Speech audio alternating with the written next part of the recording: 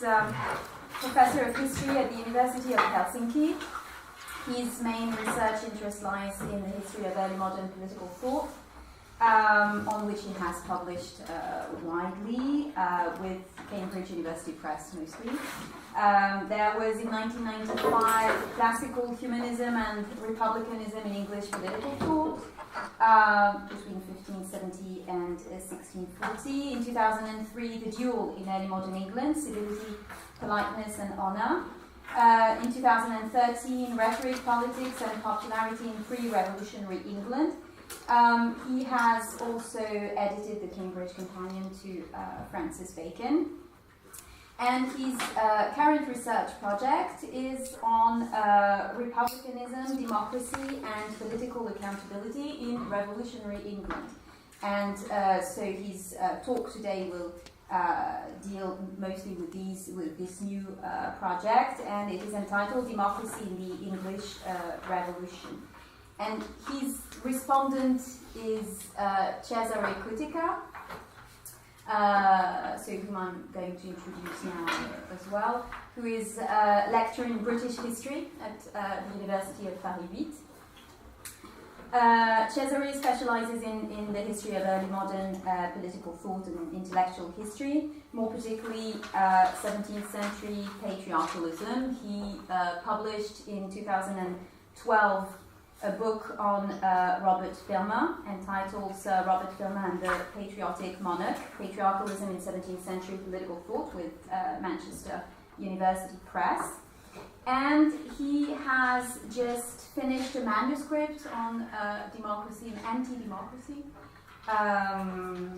in, is it late 16th, early 17th century, right? And Cesare and Marcu have co-edited a collection of essays on democracy and anti-democracy in early modern England, which will soon be published with Brill. Okay. So thank you very much, Marcu, for accepting our invitation today.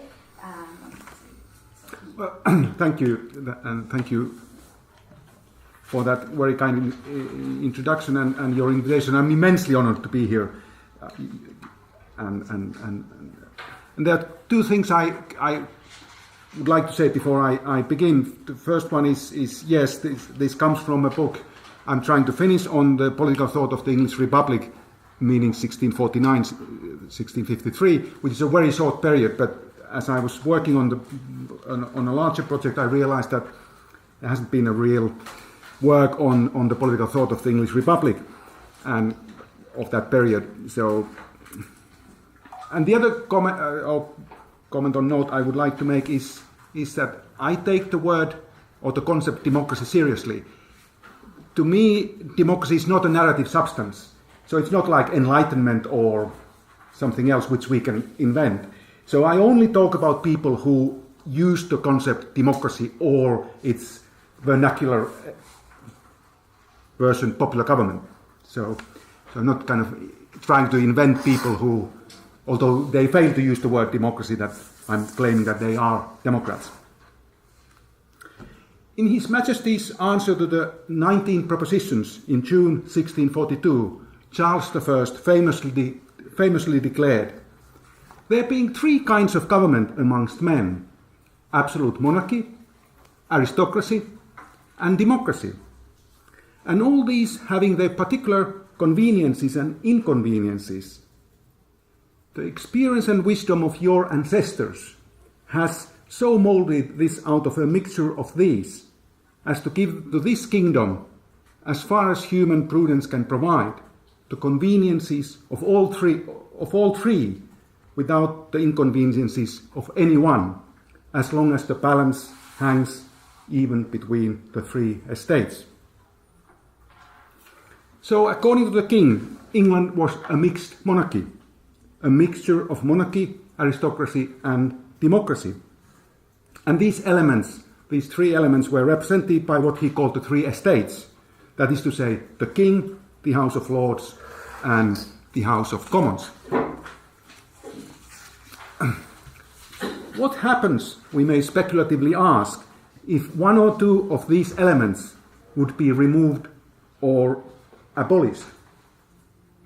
The king provided his answer by indicating the inconveniences which would follow if only one of the estates remained. And he said this: the ill of absolute monarchy is tyranny, the ill of aristocracy is faction and division, and the ills of democracy are tumults, violence, and licentiousness. Now it so happened, of course, that in March 1649, in 2 consecutive acts, first the monarchy, then also the House of Lords were abolished. So according to the royal logic, England became, in March 1649, a democracy with all its inconveniences of tumults, violence, and licentiousness. I think it is astonishing, given all the scholarly attention devoted to the history of the English Republic, that historians have not seriously examined the possibility of the English Republic having been a democracy. But the astonishment turns into a bafflement when one realizes that historians have not done this, despite the fact that this was not only what numerous royalists had been declaring throughout the 1640s, that Parliament was endeavouring to make England a democracy, but also that this was what the royalists and Presbyterians were loudly announcing in 1649, that now England had indeed been turned into a democracy. As early as in December 1648, it was noted that the aim of the army was to suppress, and I'm quoting, a monarchical power and establishing a levelling democracy. And the Duke of Ormond claimed in late January, just before the king's execution, that he was witnessing the subversion of monarchy and setting up the rule and government of democracy. But finally, one is completely at one's wit's end when reading more of the pamphlet literature of the Republican period. It emerges that numerous pamphleteers took a positive view of the idea that England was or could very well become a democracy, and yet historians have completely ignored this. Although historians have paid no attention to the debate about democracy in the English Revolution, and I mean 1649-1653, it did not escape the attention of some earlier commentators. Montesquieu, for instance, had this to say about the English Republic: it was a fine spectacle in the last century to see the impotent attempts of the English to establish democracy among themselves. The government was constantly changing, the people stunned, sought democracy and found it nowhere. Taking my cue from such ruminations, my aim in this paper is to examine the debate about democracy during the English Republic. And I'm not interested in, it should be emphasized, in finding out whether the English Republic really was a democracy in one way or the other. What I rather seek to argue is that there were numerous defenders of the English Republic who saw it as a democracy, and that for them it was a good thing too. The constitutional debate of the English Republic, I suggest, was amongst the most wide-ranging discussions of democracy in early modern Europe. And more importantly, it was one of the only times in the history of European political thought before the 19th century that democracy was discussed in highly positive terms. There are consequently 4 central claims I'm trying to put forward. First, I seek to argue that there were writers who explored the ideas and themes of democracy in their proposals for the constitutional arrangements of the English Republic. Second, many of those writers who defended the newly founded English Free State equated it with a democratic form of government. Third, some of these defenders of the Republic coupled democracy with representation.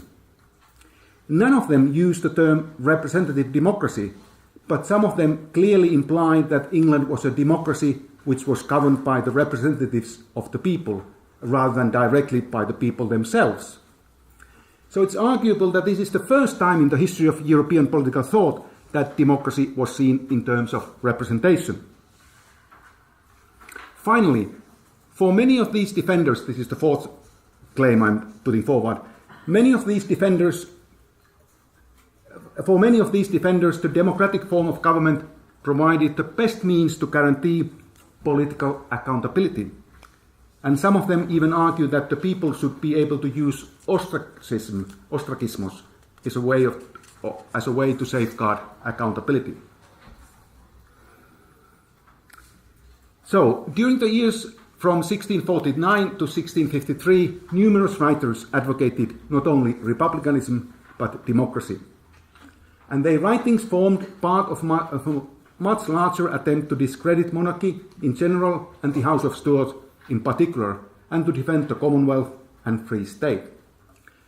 Already in January 1649, before the King's execution, an anonymous author of a pamphlet called The Army's Vindication argued that it was perfectly legitimate to alter the form of government.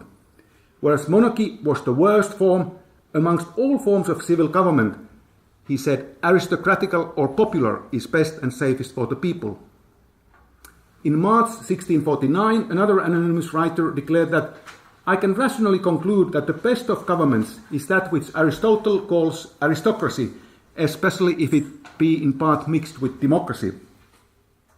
Although the anonymous author seemed to advocate an Aristotelian politeia, he was convinced that democracy should be the primary element of the new constitutional arrangement.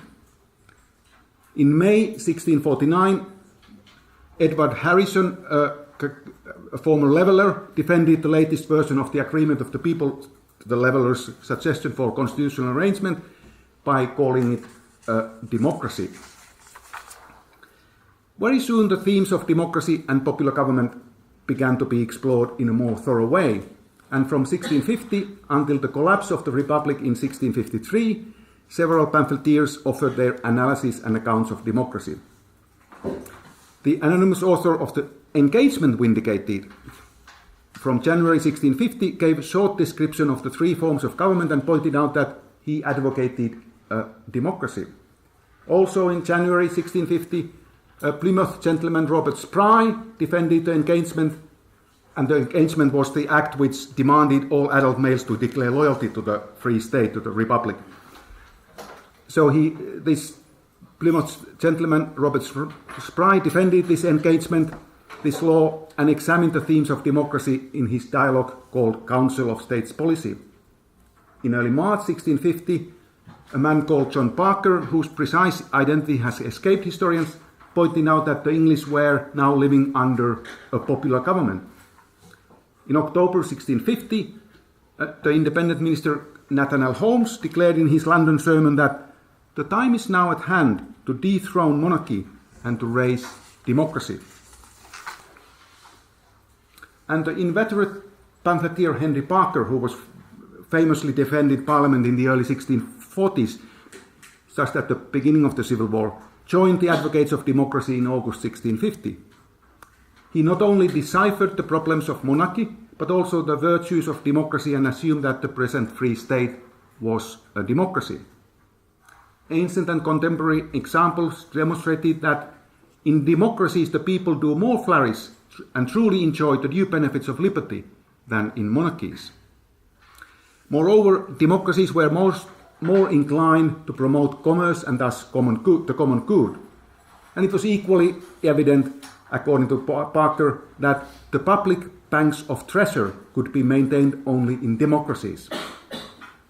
And more generally, the sanctity and chastity of public faith, as a religion, was kept intact in democracies. Later on, Parker again talked highly of democracy and defended the use of civil law in England.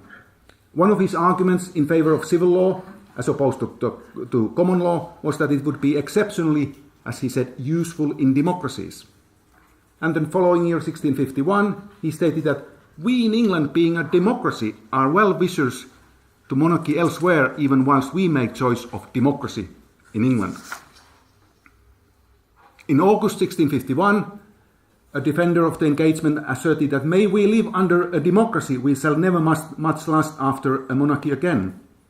A lawyer, George Charles Cock, also acknowledged that since England was this establishment without king or lords, it was a democratic state. And yet another anonymous author wrote in 1651 that since monarchy and aristocracy had been abolished, a government by a state near to democracy had been established in England. And finally, it was also at this time that the astrologer Nicholas Culpeper maintained that the sun eclipsed in throne and cries aloud, O kings, why being mortal are you proud? your scepter's gun, democracy takes place. Okay, perhaps the most vigorous arguments for democracy was put forward by a man called Albertus Warren in a tract which he published in November 1649. Warren, a lawyer, has mostly been seen as a conservative advocate of both a law reform and a de facto argument in favor of obedience to the Republic. De facto argument insisted simply that one should accept allegiance to any person or institutions that had the powers to govern and protect you, regardless of how they had acquired their power, although they had become to acquire that power whatever way, how illegitimate way, but as long as they could protect you, you should give them accept allegiance to them. But Warren can be identified with much less conservative, indeed radical causes. In October 1647, he had defended the New Model Army against the Presbyterians, and even after the Restoration in 1660, he continued his radicalism and belonged to a group of radical Whigs. In his November 1649 pamphlet, Warren endeavored to persuade gentlemen, as he called himself a gentleman, to embrace the new republic and compared monarchy with democracy. Not only was democracy a better form of government in general, it was better for gentlemen in particular. They had nothing to worry about in the change of government. Their honor would be much more safely preserved in a democracy than in a monarchy, because heroical virtues will thrive and may be exercised better in a democratical than a monarchical dispensation, as Warren put it.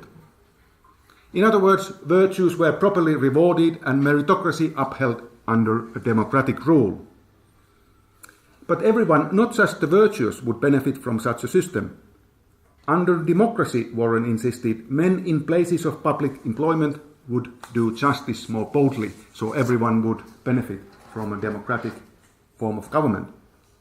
And there were further advantages to be reaped from a democratic form of government. One was the efflorescence of learning. Under a democracy, everyone, no matter how lowly or poorly born, had a chance to excel, which would promote learning and virtues.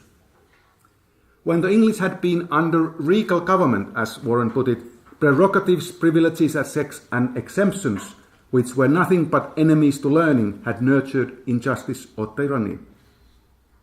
University education was clearly not what Warren had in mind.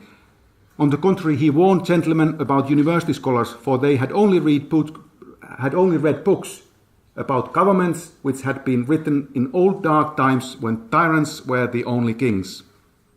According to Warren, such academic men only asserted a monarchical and episcopal governments. Fortunately, the English could now enjoy a different kind of learning which would bring real benefits. Now, when England was a democracy and a man may get a fortune by his learning sooner than by his friends, it was clear that virtue and learning were about to flourish together, he asserted. And yet another major benefit of democracy was, according to Warren, was equality before the law. The new democratic authority had curtailed all royal prerogatives by subjecting all men generally to law, so everyone was equal before the law. In a democracy, magistrates and officers were much better than in a monarchy, which followed from the fact that democracies promoted virtues, and thus the best and most virtuous and learned men became magistrates. In his account of democracy and the benefits it would bring about, Warren never discussed what he meant by democracy. He simply took it for granted that England was now a democracy. But other advocates of democracy gave succinct but clear definitions of democracy. For most of them, democracy simply denoted a government where power and authority were in the hands of the people. This was the definition of the author of the Army's Vindication put forward in January 1949, insisting that in a democracy the supreme and sovereign power always resided in the people. And other Democrats followed suit. The democratic way, one of them explained, entailed nothing less than that all power was fundamentally in the people. In a democracy, the people had the sovereign power. Moreover, whomever the people appointed as their magistrates were only the people's trustee. When John Parker, whose identity has not been identified, argued with almost Abraham Lincoln's famous words that all government is in the people, from the people, and for the people, he was simply giving his definition of what he called a popular government. Another anonymous author defined that democracy meant that the chief power did rest in the people, which, if it may be rightly composed, in my apprehension, cannot be but a happy and a lasting government. And the astrologer Nicholas Culpeper's succinct definition was, and I'm quoting him, a democracy ought to write English, that the government shall come into the hands of the people. When they maintain that the English Republic was a democracy, these democratic writers can be seen as taking the momentous decisions of the House of Commons in March 1649 to their logical conclusion. To take away monarchy and the House of Lords or the mixed constitution made England a democracy. It should be emphasized that these Democrats were clearly cognizant of the revolutionary character of those decisions, and hence of their own choice of saying this out loud. This is most obvious in their attempts to distinguish between a proper or good democracy on the one hand and an extreme or bad democracy on the other. Edward Harrison, the Leveller, in his defense of the agreement of the people, put forward such an argument. Relying on Aristotle's authority, Harrison described the proper form of democracy as the power of the people when neither of the richest, to avoid tyranny, nor of the poorest, to avoid confusion, were chosen to govern. So he distancing the agreement of the people from such a confusion or anarchy, Harrison continued, those cities and commonwealths are well governed, wherein there are many of the middle sort who have more power than both of the other parties, the rich and the poor. Whereas Harrison endeavored to distinguish the agreement of the people from bad forms of democracy, many other Democrats distanced their own notions of democracy from the Levellers and their agreement of the people.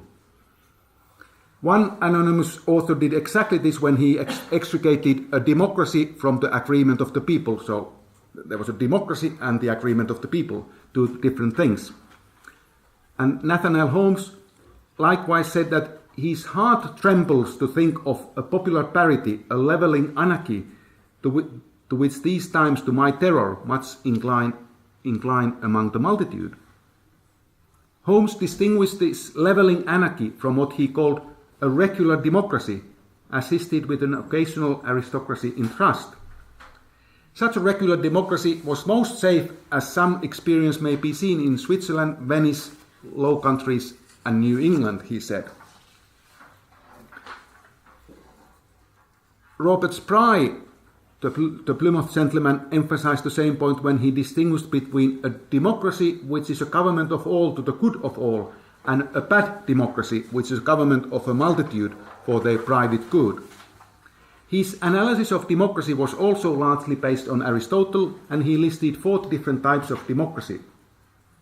Ultimately, the difference between a good and bad democracy was the familiar distinction between a democracy which is governed by laws and a democracy which was governed by men. In the former, in a good democracy which was governed by laws, as Spry interestingly explained, all might be rulers, whereas in the latter, in the bad form of democracy, all might rule. To call the English Republic, where monarchy and the House of Lords had been abolished and where the House of Commons held sovereign power, a democracy, might be taken to imply that it was a representative democracy of a sort. But to make such a claim can also be considered highly anachronistic because, as the common wisdom has it, the notion and especially the term of representative democracy is of much later origins. Yet, while it is true, of course, that none of these Democrats I have been considering use the term representative democracy, I think there's reason to argue that something like that is what they had in mind. Moreover, it was, I should like to suggest, precisely the idea that the English democracy was governed by the representatives of the people rather than the people themselves that ensured, according to some of these authors, that it was a good democracy or a regular democracy, as they said. One of these anonymous authors demonstrated this clearly when he said that the form of government in England was by the representatives of the people, and so a democracy. The upshot is clear as it is striking. The English Republic was a democracy because it was governed by the representatives of a people.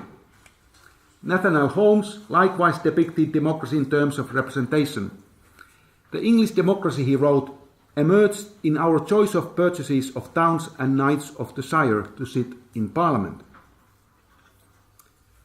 Perhaps the strongest argument about the close relationship between a good form of democracy and representation was presented by the lawyer George Charles Cock. According to him, there were several different kinds of democracies. The first was a direct democracy where there's equality and the greatest number rule, as he said. This he called a simple democracy and a dangerous state. Other forms of democracy were based on representation. When anyone, however vile a wretch, he is fit for the place, could be a representative, the result was not much better than in a simple democracy. So if anyone could be could sit in the representative body, then the democracy was not much better than a direct democracy. Nonetheless, according to Koch, there was also a third form of democracy which was quite different from the other two forms. And this was a democracy where the number of those who could elect representatives and also those who could be elected as representatives were limited in various ways. This democracy was, Koch wrote, settled in several choices, refining the grosser parts by degrees and by wise limitations, restraining the way of confused meetings and yet giving just freedoms, and to keep justice pure, limiting the electors as well as the elected. So the best form of government, the best form of democracy was such where the representatives of the people rather than the people themselves had power and authority, and where the numbers of those who could elect and be elected were severely restricted. There was one additional important aspect of democracy which many of our democratic authors explored. This was the question of political accountability. They were convinced that democracy was the only form of government where political accountability could be ensured. This question had of course been crucial in the debates during the civil wars in the 1640s. And generally speaking, at the beginning of the decade 1640s, the debate had focused on whether the king was accountable and to whom, but from the mid-1640s onwards, the parliament itself had also been started to be called to account.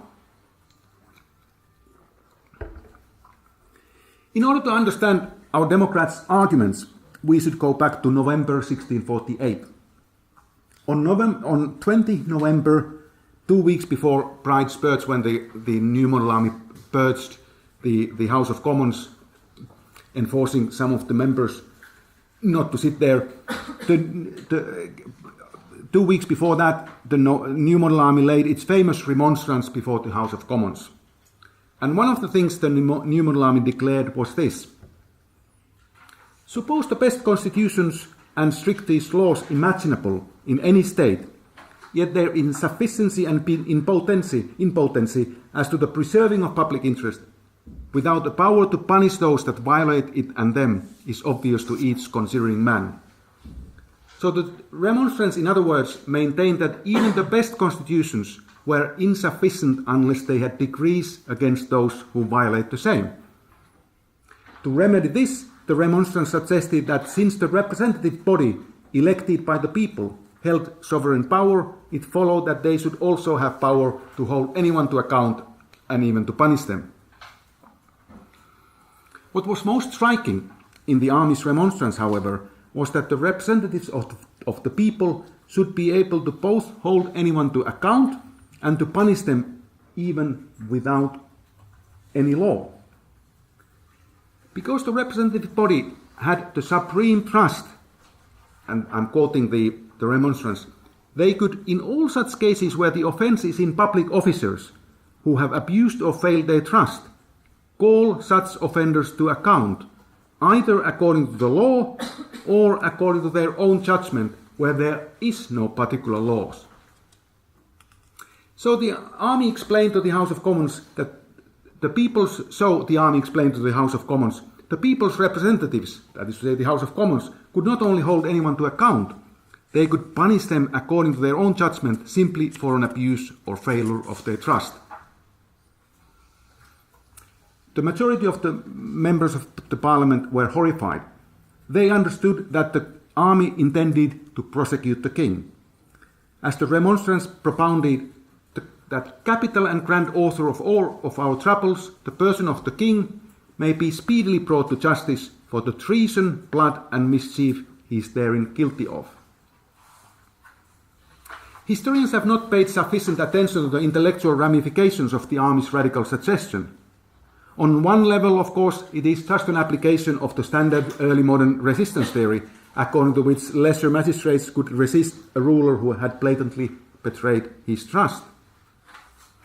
Nevertheless, there is another intellectual context into which we can place the army's remonstrance, or so I would like to argue.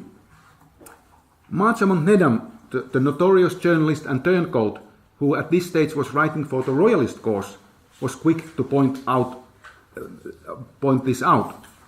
For him, the implementation of the remonstrance's suggestions, that is to say that the House of Commons can charge anyone failing their trust, even without any law, Nedim called these for him, the implementation of the remonstrance's suggestions would lead to nothing but popular democracy. He called the constitutional arrangement of the remonstrance, and I'm quoting, a military democratical form of government and a mere popular tyranny. At the same time, he made a careful comparison between the possible trial of the king and the possible purge of the House of Commons, which he rightly predicted, to the ancient political trials in which the entire citizenry acted as the ultimate judge. To prove his point, Nedim cited examples from ancient Greece. In Syracuse, the deposition of Thrasybulos had led to the banishments of such among them as should at any time be suspected. Very quickly, the state of Syracuse had become what Nedim called wholly popular. More importantly, in Athens, from whose system of banishment the Syracusan banishment had been copied, they had also, as Nedim wrote, erected pure democracy or government by the people as a consequence of ostracismos.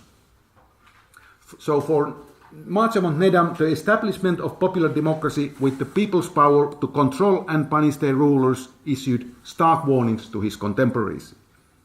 Banishment, he assured, would be used for purely selfish and destructive ends. The Syracusan example, where democracy carried itself so wickedly that God raised up Dionysius the tyrant, suggested that, as he said, our Cromwell might take after such a tyrant.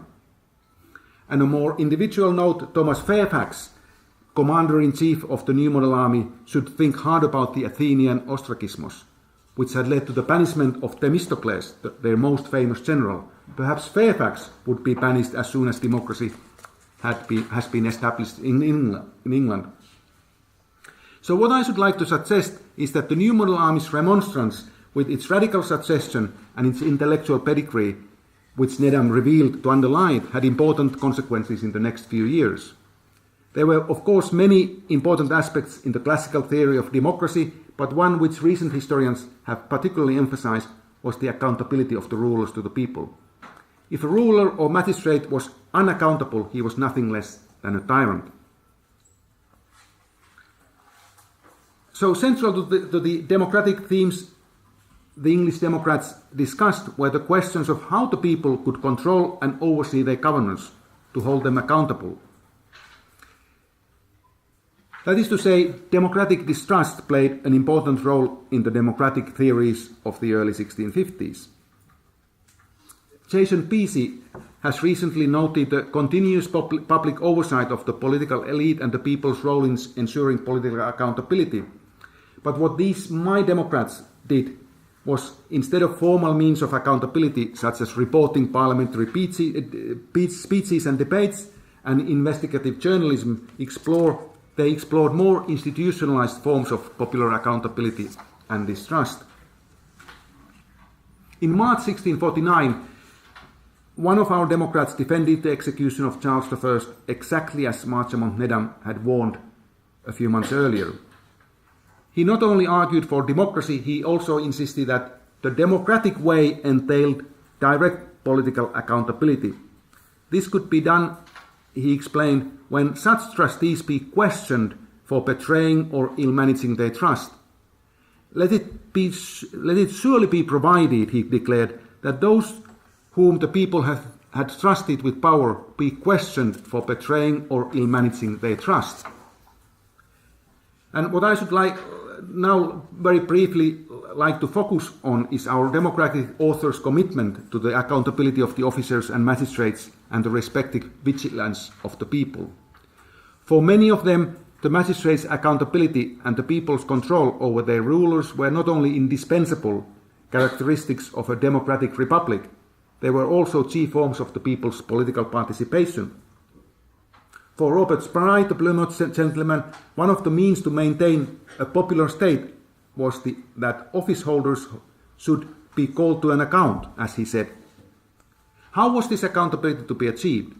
One obvious answer to this question, and the one which had often been suggested by the Levellers, for instance, was frequent elections and an equally frequent rotation of officers.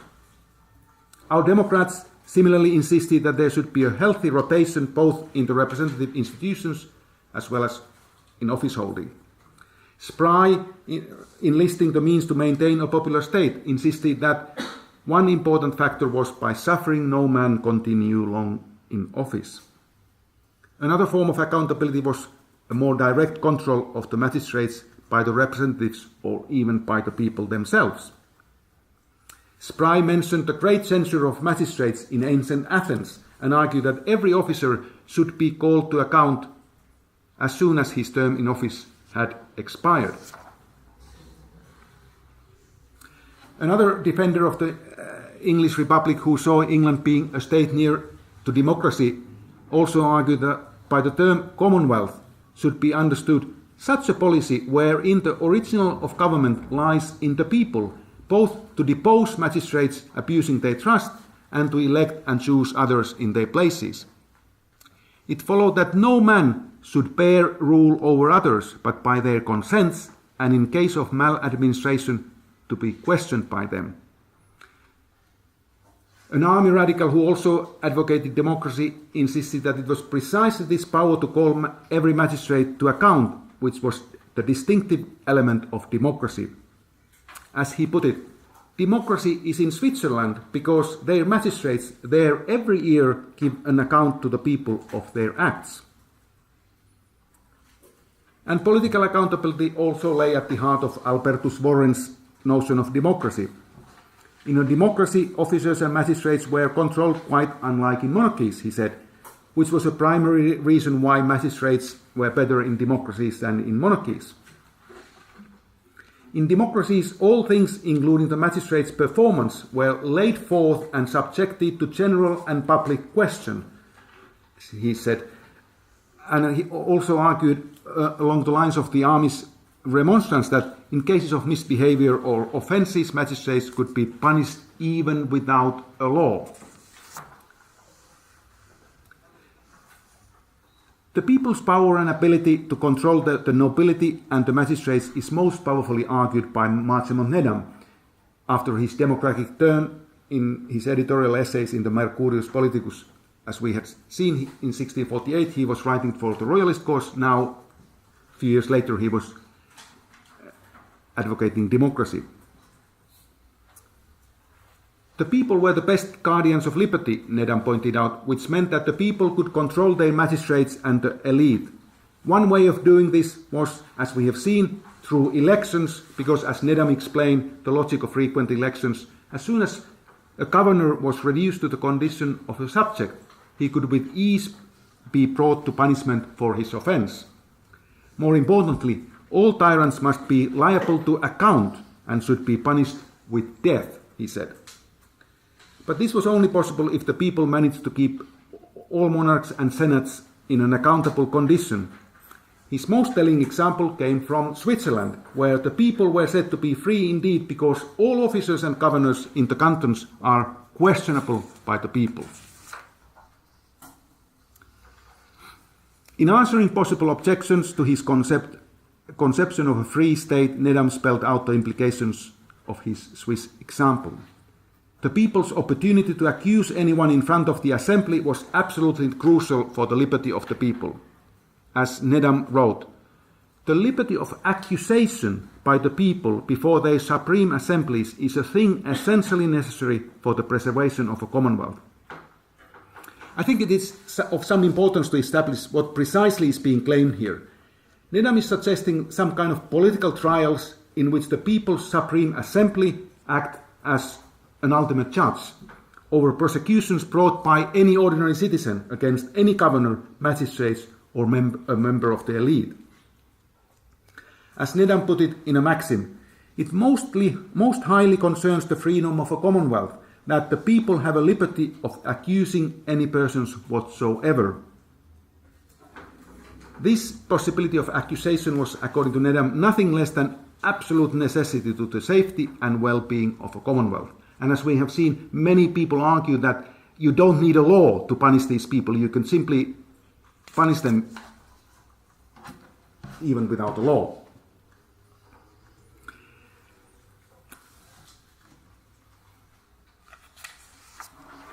There was one particular ancient custom which many of our democrats held up as an inspiring example to be followed. And this was the Athenian custom of ostracismos, 10 years banishment voted by all the citizens.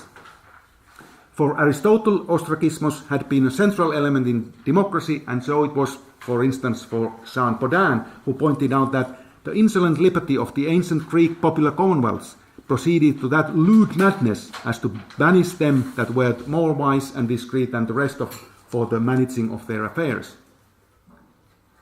As we have already seen, Myriam Nedim compared the purging of the House of Commons in December 1648 to ostracismos. And this idea was taken up in the early 1650s. In Robert Spry's dialogue, the scholar mentions in his account of Athenian democracy that the Athenians banished any by ostracism. His interlocutor countryman immediately pursues this topic further and asks, what punishment was that ostracism, and for what time, and for what and what the transgression that made men liable thereunto?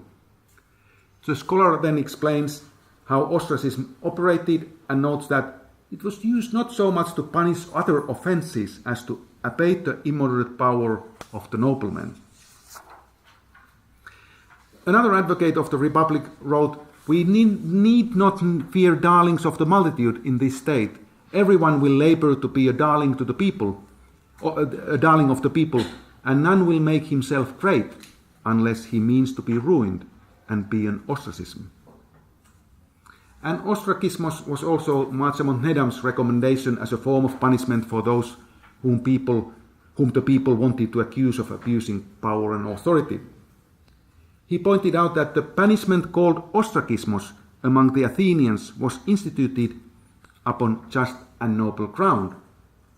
And another late democrat was no less convinced by the efficiency of ostracism. In order to prevent the governors from becoming too powerful, he said, the Athenians banished such as had obtained or did endeavour to grow too great in the people's favour, they looking upon them as dangerous persons. Likewise, when George Wither, a Republican poet, wanted to emphasize the importance of Parliament and parliamentary election in spring 1653, he wrote, let it be everlasting banishment to him who shall to change this government from being a republic. Sometimes, for some, banishment or ostracism was seen as a relatively lenient measure amongst much harsher ones. An anonymous defender of the Republic recommended the impartial and severe proceedings of the Athenian and of other commonwealths against the enemies of the Republic. He therefore declared that the worst enemies should be finally cut off, whereas others deserved not physically but politically to be cut off, either by banishment or imprisonment. So I have argued that there was a distinctive body of democratic speculation or theorization in the aftermath of the English Revolution. A number of pamphleteers were committed clearly to see the future of the Free State in terms of democracy, and thus wanted to explore political principles which such a future might consist of. I have also argued that these democratic writers examined the ways in which the people could oversee and control the governors of the Free State. The solutions they put forward for the accountability of the magistrate included a review of governors' conduct at the end of his term, popular political trials, and the ancient Athenian system of ostracismos. To put these solutions in modern parlance, in our language as it were, our democratic authors were as interested in popular control as they were in popular power. It is arguable that their willingness to explore such topics in part explains Thomas Hobbes's famous remark in Leviathan that by reading of these Greek and Latin authors, men from their childhood have gotten a habit under a false show of liberty, of favouring tumults and of licentious controlling the actions of their sovereigns, and again of controlling those controllers. Thank you.